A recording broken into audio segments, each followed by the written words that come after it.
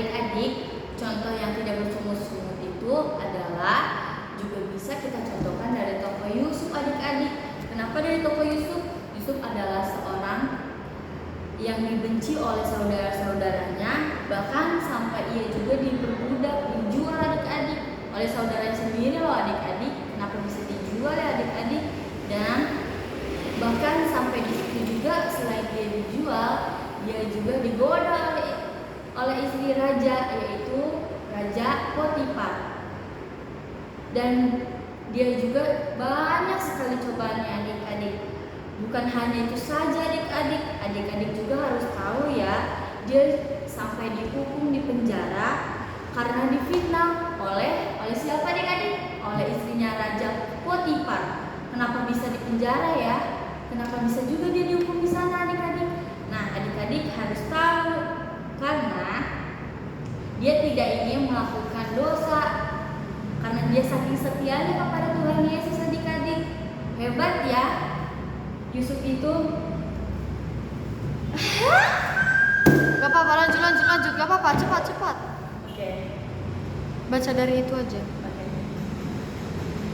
Akhirnya Tuhan membuat rencana yang sangat begitu indah adik-adik ke dalam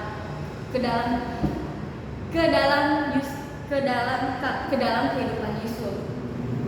Ke dalam kehidupannya Yusuf, dan dia dipertemukan lagi oleh saudara-saudaranya yang telah menjual dia kepada orang-orang yang sangat adik-adik.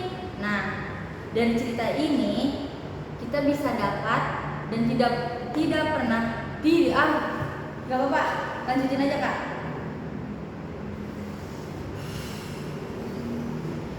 Nah, dari cerita ini adik-adik, kita tidak boleh namanya bersungut-sungut.